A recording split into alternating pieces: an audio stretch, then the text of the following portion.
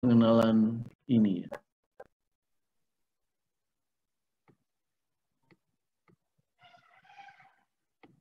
Oke.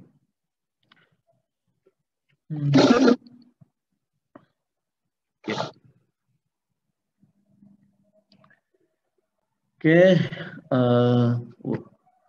ada yang masuk satu-satu ini.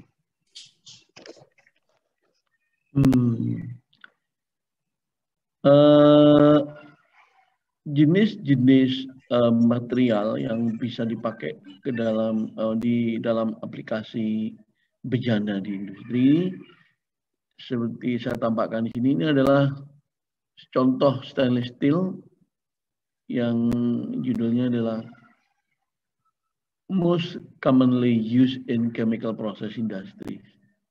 Ini contoh adalah stainless steel, ya. Dan di buku Peter Timmerhouse yang ini tabelnya saya ambil ini dari yang itu Peter Timmerhouse edisi 4 gitu ya. Nah, lebih baru lagi ada di edisi 5 ya. Kamu bisa download ya di PDF free ya. Ini contoh beberapa keterangannya. Yang lebih detail lagi ada seperti di sini ya. Karena misal saja untuk stainless steel 304 major characteristic low carbon variation of type sama sudah 302 di atasnya itu. Ya ini ya. Ini 302 ini ya.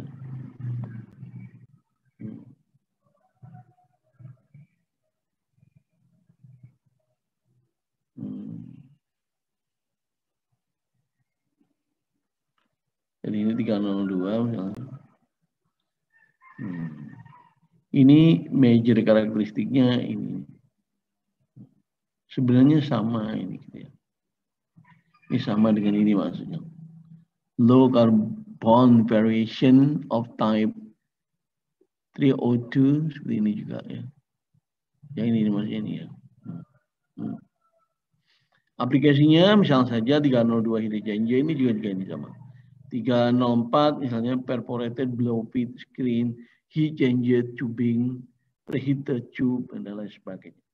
Jadi paling tidak untuk pedoman materialnya silahkan lihat di mata kuliah BKTK kemarin.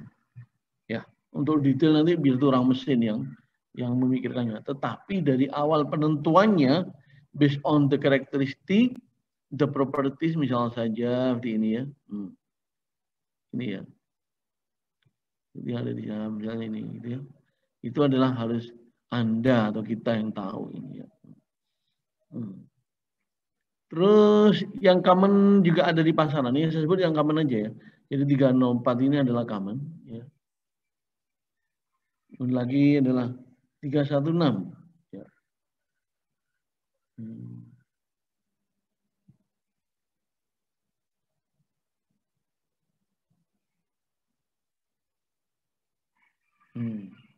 316 ini ya. Ini adalah common. Ini common. Banyak nih. Molybdenum improve general corrosion and pitting resistance. Jadi di daerah-daerah tekuk, daerah-daerah yang kemungkinan karena dihubungkan dengan material lain, nggak ada material itu yang tidak terhubung dengan material lain ya, terutama dalam sambungan. Misalnya seperti kasus ini pipa gitu ya.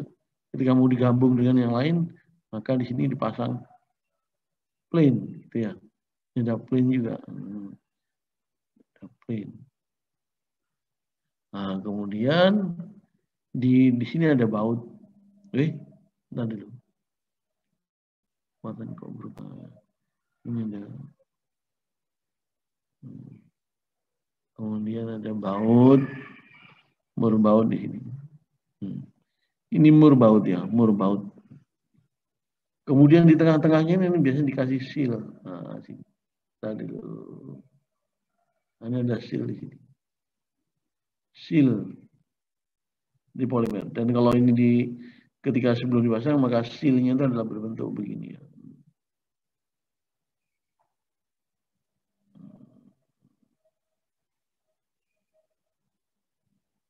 Ditaruh di sini, bundar gitu ya. Kemudian nanti dibaut, dijepit di sini, sehingga mencegah kebocoran. Sehingga ini akan mencegah kebocoran. Cegah leak.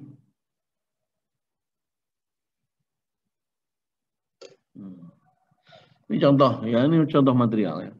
Masih banyak lagi tentunya ya, misal saja resistant of stainless steel to the oxidation in air.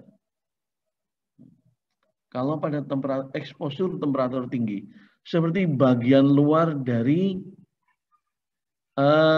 Anda tahu pernah ke pabrik semen? Kalau belum mungkin kamu lihat video, tidak apa-apa di YouTube.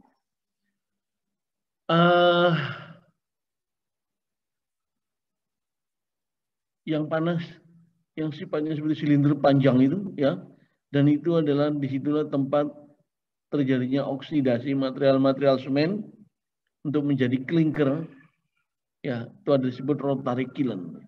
Nah, itu panas, sehingga bagaimanapun dia adalah akan bagian luarnya juga akan keluar ya, terekspos keluar. Ya. Ini misalnya kayak rotary kiln. Kemudian ada juga misalnya saja yang sifatnya beroperasi di daerah panas. Misalnya semua material yang beroperasi atau posisi dari tangki itu ada di daerah panas. Misalnya saja dekat dengan boiler, gitu ya. Daerah HE. Gitu ya. Maka pilihlah material yang akan punya kemampuan untuk tahan terhadap oksidasi. Oke, kita nggak bisa lama-lama di sini ya. Kemudian kita lanjut dulu ya. Kalau low temperatur ada sendiri. Cari nanti ya. Ini contoh carbon and alloy steel T1A212. 353 untuk berbagai macam ini ya. Ada stainless steel 304, 306, di situ ada semuanya. Baca nanti di Peter Temerhal. Ini berbagai macam high temperature operation dari beberapa contoh alloy, contoh komposisi unsur-unsur yang ada di sana. Kemarin kita sudah ngomong soal rating. Jadi sebenarnya kalau kita sudah lolos dari seleksi ini tadi mengenai kegunaannya, tahan ini, tahan karat, tahan panas, dan sudah. Nanti terakhir itu adalah ketika Anda mau belanja. Anda nggak usah detail segitu. Kalau sudah tahu pokoknya untuk ini kandungannya ini gitu ya. Kenapa di sini tadi ada kandungan ini Anda tahu, ternyata tadi misalnya 304 ini kandungannya seperti ini. Kalau kandungan seperti ini, dicek lagi di sini tadi itu. Ini atau di sini 304 misalnya. Nah, di sini sudah ada semuanya. Oh, bagus untuk cubing dan lain sebagainya di sini. Baru nanti ketika nanti operasionalnya, misal saja untuk cubing atau HE, ya pressure dropnya sekian, tekanannya sekian, itu pada temperatur berapa? Ini contohnya pada temperatur di sini dikatakan 28 sampai 37 derajat Celcius. Ya. Ini ketahan tekanannya sekian dalam PSI ya. Misal pipa untuk 1/4 inci 4000 PSI. Ini pada sampai 37 derajat Celcius ini. Ini 37 derajat Celcius. Nah, kalau ternyata tidak ada HE itu untuk cubing HE itu pada temperatur segitu. Kalau dia adalah untuk heating, ya, maka dia otomatis akan kena panas. Kalau kena panas nanti tentunya ketahanan dia akan menurun, sehingga harus dicek, gitu ya. Sampai temperatur berapakah itu? Misalnya 93 derajat Celcius.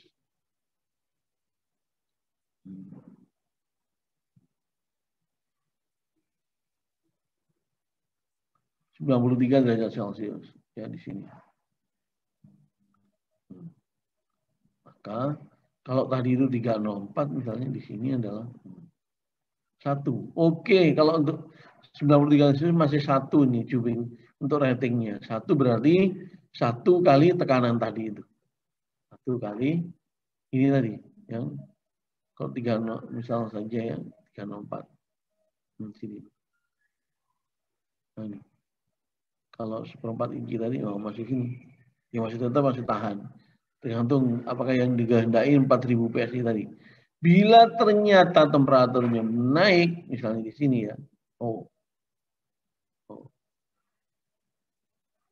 Misalnya tadi di sini temperaturnya menjadi 600. Tidak lagi sudah nih. Berarti tadi itu adalah ini dikatakan beda lagi ya. Maka harus ada faktor koreksi gitu ya. Faktor koreksi.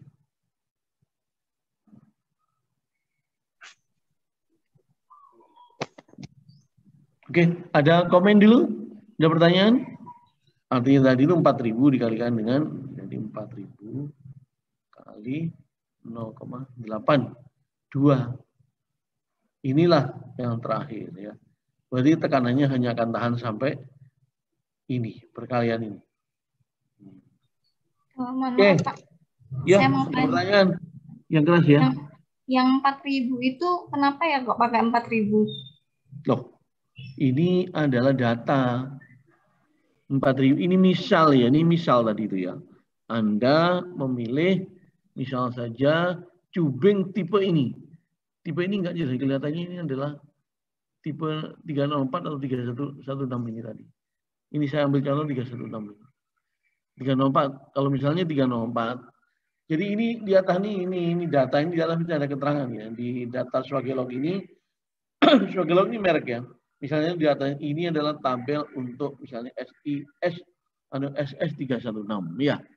Atau SS304. Nanti di data itu ada. Untuk material SS316 atau 304 itu, untuk, perhatikan ini ya, untuk wall thickness pipa, yaitu cubing 0,028 inci, ya, datanya adalah tekanannya adalah 4000 PSI. Oke? Oke, ya, lanjut ya. Iya, Pak. Iya, Pak. Terima kasih. Kalau ternyata dia mau dioperasikan pada 93 derajat Celcius, oke, 1 di sini. Ya tetap bisa 4000 ketahanannya. Tapi kalau untuk 315, ya 0,82 kali 4000 tadi. Jadinya, jadi tekanannya ketahanan tekanannya turun, gitu ya. Jadi kalau belanja besok dan kamu di pabrik itu bagian pembelian, sampai salah memperhitungkan ini, ternyata operasional dari material itu melampaui dari ratingnya, jebol dia. Nanti terus dicari, siapa dulu yang tanda tangan di gambar ini? Gitu ya. Ternyata Anda gitu ya kan. Ya Anda dipanggil kok begini. Maaf, saya keliru, ngantuk, enggak bisa. Anda bisa disuruh resign. Ya sudah kalau gitu. Pindah ke sana saja gitu ya. Oke. Ini kemarin kok pemilihan material untuk dari segi ketahanan kurus dan resisten. Ya, oke, ini sudah kemarin ya. Baik. Ini mengenai tes yang dilakukan terhadap material, ada tes tarik dan sebagainya. Ini mesinnya, contohnya ya. Ya kemarin kalau misalnya seperti ini, bila material itu masih ada di daerah lurus, stress, strain, ya, ini strain ini adalah delta L per L0. Bila masih daerah, ini kita sebut daerah elastik. Melampaui ini sudah daerah plastik. Kebanyakan dalam desain bejana, nanti bejana itu akan beroperasi daerah sini. Ya, nanti di dalam. Sekarang kamu sudah bawa bukunya Pak Finorio belum? Ada yang sudah bawa? Sudah bawa buku ini? Belum, Pak. Oh, kamu belum kemana-mana ya? Sudah bawa buku ini? Belum, Pak. Ya. Download ya, di itu banyak. Hanya miliknya Pak Kusnario itu tidak ada ya. Kamu harus menghubungi ke mana? Ke Mas Sincang. Sincang ada saya kira yang bisa dikirim dia. Barangkali loh ya. Saya bukan agennya Sincang, ya. Cuma ngasih tahu Sincang. Ada di sini banyak Pak. Ada disuruh beli. Atau kamu telepon kakak kelasmu yang kemarin, gitu ya. Gunakan segala daya upaya untuk membuat dia mengirimkan kepadamu, ya. Baik Pak. Oke. Selanjut ya. Sekiranya kemarin sudah saya jelasin, hanya mau review aja. Oke. Ya, beberapa perbaikan sifat sekarang ya. Oke. Perbaikan sifat ya, ada ini hasil sifat-sifat kekerasan dan sebagainya. Saya harap nanti kamu membacanya ya. Kemudian perbaikan sifat mekanis material. Ada yang dilakukan proses paduan logam. Seperti SS tadi misalnya, itu adalah paduan. Bukan logam biasa. Ya, jadi itu paduan. Krom, Fe so pasti, karbon ada, cuma karbonnya kecil ya. Kemudian ada alloying, itu paduan. Kemudian cold working, pengerjaan pada temperatur rendah. Tapi ada juga yang harus dilakukan pengerjaan pada temperatur tinggi atau perbaikan sifat. Atau heat treatment ini masuk pengerjaan maksudnya. Heat treatment ada quenching. Ya. Heat treatment dengan cara quenching itu misalnya dimasukkan ke dalam fluida pendingin secara mendadak, itu quenching. Kemudian ada hardening. Ya, hardening itu cara mendadak tadi hardening, meningkatkan hardness. Ini apa dilakukan di dalam temperatur? Iya, gitu ya. Iya, ada yang dilakukan. Kemudian tempering, pemanasan kembali dari baja yang sudah mengalami pemanasan sebelumnya, lalu diikuti pendinginan yang teratur. Pendinginan teratur itu bagaimana? Ya, itu bisa diprogram ya. Jadi kalau misalnya begini ya, kalau ini temperatur, ini adalah waktu. Jadi misalnya temperaturnya pada sekian, temperaturnya tinggi gitu ya.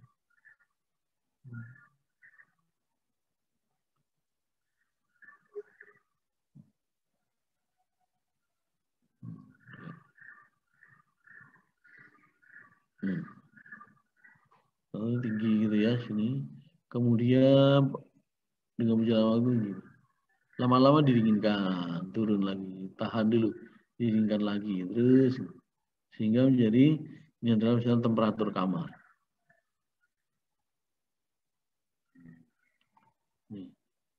Nah, ini kalau segi waktu, segi jarak ini dari 0 gitu ya ke sini itu bisa.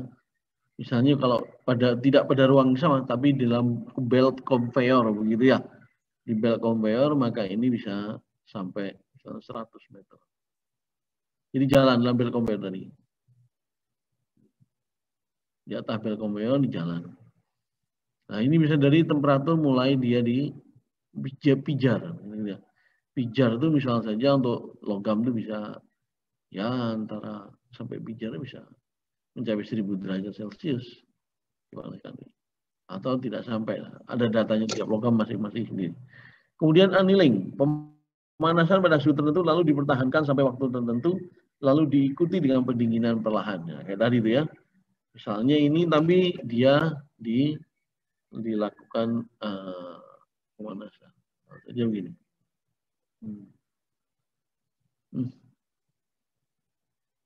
Jadi saya ditahan di sini, tahan. Biarkan dulu 1000, kemudian turun lagi. Tahan. Terus sampai mencapai temperatur kamar. Normalizing menurut di suhu kritis, lalu didinginkan dalam udara tenang. Tidak ada aliran udara ya. Tenang gitu aja ya. Jadi sudah ditaruh di bawah, di suatu ruangan, taruh di situ, biar udaranya udara sekitar gitu. Nggak ada aliran, tapi biar aja sudah. Dingin-dingin sekarang PDW gitu ya. Nggak biasanya kalau kamu dinginkan makanan gitu. Nggak perlu dikasih kipas. Tujuannya untuk menghilangkan residual stress, terutama pada saat pengecoran atau pengelasan. Kemudian ada ini ada kata-kata suhu kritis tadi, di bawah ada artinya. Suhu kritis adalah suhu pijar tetapi tidak berubah bentuk. Itu disebut suhu kritis. Ini suhu kritisnya logam ya, bukan temperatur kritis di termodinamik, bukan ya. Oke. Nitriding pengerasan permukaan dengan cara memasukkan suatu alloy pada suhu tertentu. Misal sampai 1000 derajat Fahrenheit sampai dialiri gas amonia, maka terjadi ikatan nitrogen pada permukaan sehingga mempertinggi daya tahan usang. Ya, nggak cepat kusam gitu lah ya rupanya permukaannya. Oke, ini beberapa perlakuan panas yang nanti juga diberlakukan pada logam. Logam untuk ini sekarang faktor keamanan. Nanti di bawah itu ada di mana ya, di desain nanti ada kata-kata allowable stress, yaitu stres yang diizinkan. Stres yang diizinkan, lebih dari itu tidak boleh. Ya, jadi seperti ini, allowable stress. Ini contoh adalah, strain ini stress strain ya. Ini adalah stress. Ini adalah strain. Ini adalah delta L. L0. Tambahnya ini. Stress. Ini adalah pound per in kuadrat atau kilogram per sentimeter persegi. Ini adalah titik elastis. Nah, biasanya yang namanya safety tadi itu,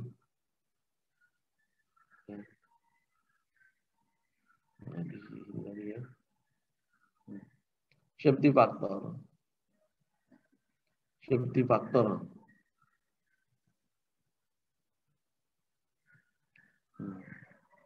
Itu tadi ada ultimate tensile dibagi dengan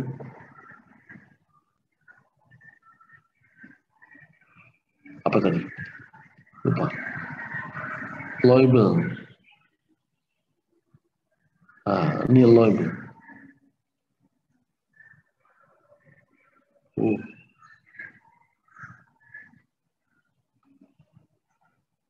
Loibel. Ya. Terus ini stress loibel boleh. Loibel. Jadi safety factor. Jadi ini misalnya aja ultimate itu adalah ini. Nilai ini ya. Nilai dibagi dengan sampai mana tertentu. Ya, nah ini. Misal saja tertentu gitu ya. Misal satu nilai di sini.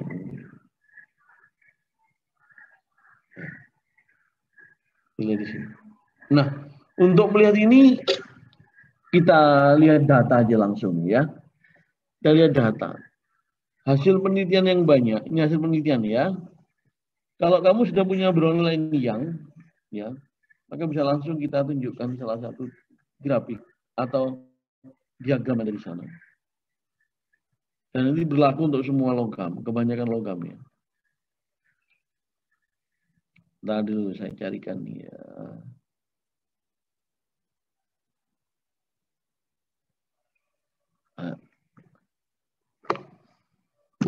Ya, kamu kan ya, enggak, kalau belum ada Brownline yang ya, segera cari ya.